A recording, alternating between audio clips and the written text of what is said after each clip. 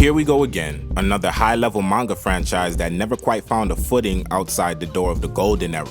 From 1985 to 91 ran an ambitious manga in Weekly Shonen Sunday, for 31 volumes that is, and all that ever was animated for it was today's 3-episode OVA. This is the brutal story of 1990's Burning Blood, directed by Osamu Dezaki, most famous for the Astro Boy series, and it was produced under Studio Magic Bus. Let's see what you did for this little guy right there. The easy peasy explanation for the plot would be how a trumpet player's not so humble transition into the world of underground boxing after getting jumped outside his little club by, and I quote, 5 American gangsters, which he put on one hell of a show. Let's dive a bit deeper, but I'll set this off by saying, man, this is a beautiful piece of work, and it lets you witness it from pretty early on with its exhilarating music and satisfying art style and even animation. I do need to mention the art style a bit later though, but right now, it's just so sad that we never got more. But 2 hours is actually enough to at least be grateful.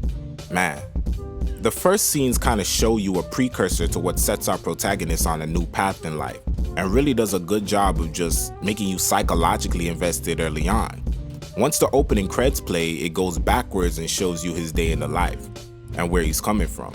BB, real name Takagi Ryu, his nickname BB, which stands for Burning Blood, was given by the Americans who he beat up in the first scene of the show. He's our main character who looks a little too much like Ippo and is a middle school kid on the road to a record deal as a trumpet player in a jazz group who he'll be leaving behind shortly. The thing about him is, he isn't just some moist dude or pretty boy who can only play music.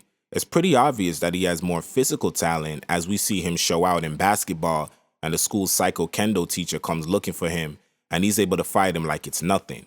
Actually, it's much deeper than that. He has a dark side, a real serious dark side you don't want to mess with. Everyone can see it, and even I myself was rather alarmed. As far as his destiny though, Ryo can tell even before we watch the events that lead him to boxing that his true calling wasn't that of playing the trumpet. It just hadn't hit him yet. Now, as much as I'd like to take this as a come-up story about a weakling musician who gets beat up and it sets him on the path to become strong, similar like what happened with Ippo, this is not the case. Our guy was a madman already. I mean, look at the damage he left right there. It's really the events that follow after this where I realized the story didn't go as what I thought it was based on the premise I read. It's really Ryo's boy and girlfriend getting fucked up and the girl raped that changed the course of everything. Ryo goes out there and starts laying dudes out like nothing, but when their leader comes out and doesn't go down so easily or stay down, you start to understand things are going to get serious as the anime goes on, and by the end of their brief but amazing fight, honestly it was the brutal downfall of Ryo at the hands of Moriyama. This became one of my favorite anime of all time.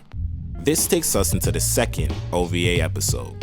Both Ryo, who's now in the hospital, and Moriyama, alternatively named Jin, found inspiration after the fight, and it turns out boxing was Moriyama's first love. But for a moment, I want to explain how episode 2 really reveals the psychology for Ryo, and how he's a very tunnel-visioned and stubborn type of character. Disappearing out of the hospital on a limb to find Moriyama, despite clearly not being in any sense of the phrase physically in order, let me know real quick who this is at the forefront of the story that I'm watching. Showing up unannounced at Moriyama's gym to challenge a rematch is where we learn why this is a boxing anime. The fight they had inspired him down a different road, so he no longer street fights. And later on by episode 3, this causes a lot of pain and suffering in the gang world with so much confusion and casualties and a bit of crossover of the effects that both Ryo caused when he abandoned his team and Moriyama caused when he abandoned his team. But yeah, if Ryo wants him to accept that challenge, it's gotta be in the ring. This leaves this fire in him where he must train and go back and see this dude. As for the rest, well, you know what you gotta do if you wanna know. Ryo is a champ, man, and he carries a level of superhuman inside him that makes you really intrigued as to what's going to happen next. Of course, he has much to learn, hence the training arc of the second episode, but you can see, as I mentioned earlier, he isn't your average guy. He got out with no brain damage after getting jumped in a way that most may not even have survived.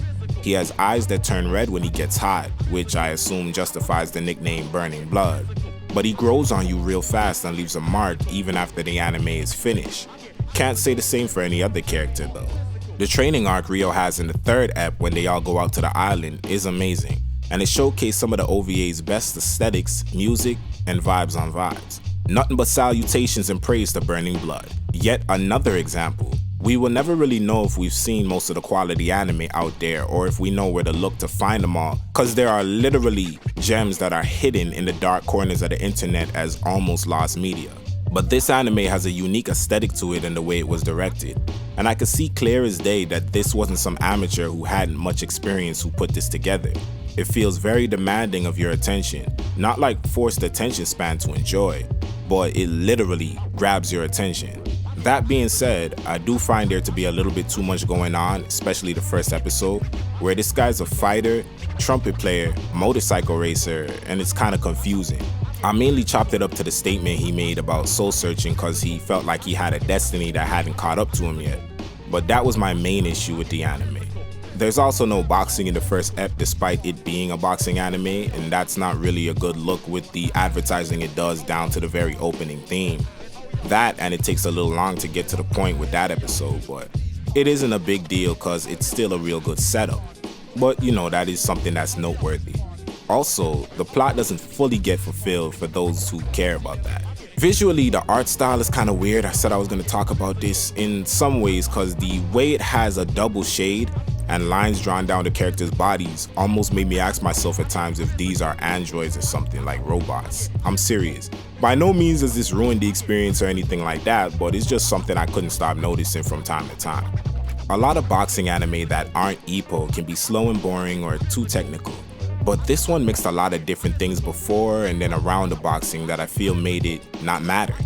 Delinquency, sports, a little romance here and there, good stuff. Like the video, comment down below what y'all want to see next. I'm out.